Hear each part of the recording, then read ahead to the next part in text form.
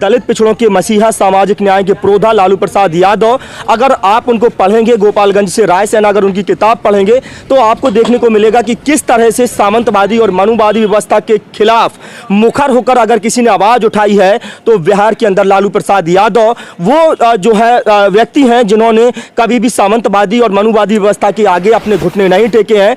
आपसे मैं बताऊं कि 90 का वो दशक जब जो है दलित और पिछड़ों को बिहार के अंदर जो है जूते पहन करके या साइकिल पर बैठ करके चलने की आज़ादी नहीं थी, उस समय भी जो है दलित सामंतवादी और मनुवादी व्यवस्था के खिलाफ खड़े होकर के मुखर होकर के आवाज़ को जो है पूरी तरह से बुलंद किया है लालू प्रसाद यादव ने। लालू प्रसाद यादव का एक किस्सा मुझे आज भी याद है कि जब जो है मंडल कमंडल की राजनीति चल रही थी, आडवाणी पूरे देश में सांप्रदायिक सौहार्द बिगाड़ रहे थे, रथ लेकर के जा रहे थे और जहाँ जहाँ से उनका रथ गुजर रहा था वहाँ वहाँ रथ के जो पहिए हैं वो खून से जो है लाल होते जा रहे थे। और उस समय जो है जब रथ बिहार पहुंचता है तो बिहार में अगर उनके रथ को कोई रोकने वाला व्यक्ति था तो वो लालू प्रसाद यादव थे। और लालू प्रसाद यादव ने मंच पर खड़े होकर एक स्पीच दी थी और वो स्पीच आज तक जो है वायरल होती है कि देश हित में जब इंसान ही नहीं बचेगा तो मंदिर में घंटी कौन बजाएगा और मस्जिद में अजान कौन देगा।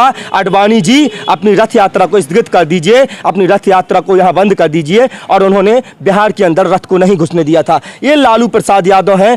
आज लालू प्रसाद यादव को जो जिस तरह से रोहिणी आचार्य ने किडनी का जो ट्रांसप्लांट है वो हो गया है, किडनी डोनेट किया है, ये बहुत बड़ी बात है। उन लोगों के मुंह पर तमाचा है जो बेटियों को कमतर रखते हैं, बेटियों को जो है गर्भ में मार देते हैं। कि अगर देखा जाए तो भारतीय जनता पार्टी और आरएसएस की हमेशा से जो है पॉलिसी रही है, जिस तरह से जिन्होंने मनुवादी और सामंतवादी व्यवस्था के आगे घुटने नहीं टेके हैं उनको तोड़ने का हर संभव प्रयास किया गया है। उनमें से एक शिकार लालू प्रसाद यादव भी हैं। उस समय के तत्कालीन मुख्यमंत्री जगन्नाथ मिश्र जो उस समय के तत्कालीन मुख्यमंत्री थे, जिस चारा घोटाले में लालू प्रसाद यादव को लगातार जेल भेजा जाता है, जेल से बाहर आते हैं, फिर जेल भेज दिया जाता है, लेकिन उस समय के जो तत्कालीन मुख्यमंत्री थे जगन्नाथ मिश्र, उन्होंने भारतीय जनता पार्टी का दामन थामा और उसके बाद वो साफ पाक हो गए।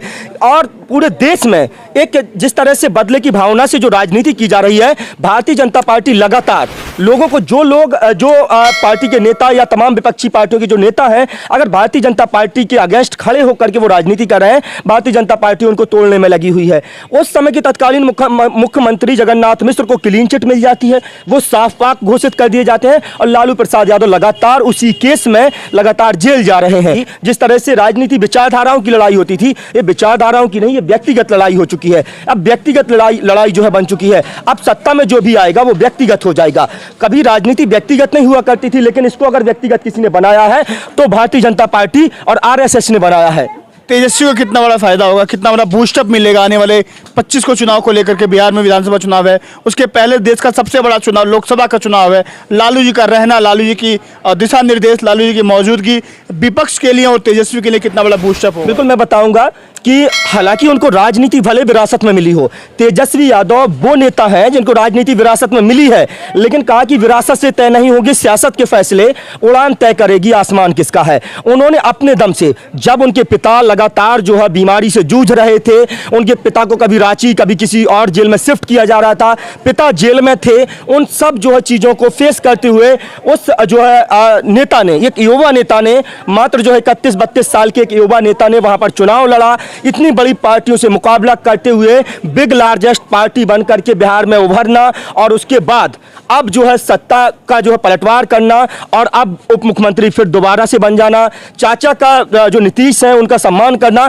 तो राजनीति में ये जो है संभव है। परिपक्वता दिखाई देती है बिल्कुल तेजस्वी में जो परिपक्वता है और 32 साल के एक नौजवान में, तो राजनीति को लेकर के जितनी परिपक्वता मुझे उनमें दिखाई देती है। हालांकि विरासत में राजनीति मिली है, लेकिन उसको किस ढंग से जो है चलाया है, उसको आगे बढ़ा रहे हैं। लालू जी लगातार जेल में थे, उनका लगातार बीमार थे, बीमारियों से जूझते हुए, और आज जो है जिस तरह से बदलाव हुआ है बिहार की राजनीति में आप सब देखने वाले हैं।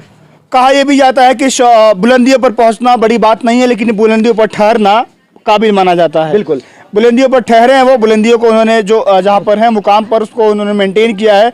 आज लालू जी का किडनी ट्रांसप्लांट हुआ है। उम्मीद करते हैं कि लालू जी स्वस्थ होकर के बाहर मैं आएंगे। एक बात और कहूंगा, जिस तरह से भारतीय जनता पार्टी और आरएसएस लगातार जो है देश को तोड़ने की बात कर रही है, कहा कि शोहरत की बुलंदी भी पल भर का तमाशा है, शोहरत की बुलंदी भी पल भर का तमाशा है, जिस डाल पर बैठे हो वो टूट भी सकती है।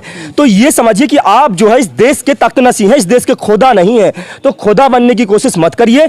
सत्ता जाएगी, सत्ता आती है, सत्ता जाती है। आप जो है बदले की भावना के विरोध में इतना ज्यादा जो है अंधे ना हो जाइए कि लगातार बदले की भावना के तहत कार्यवाही करिए।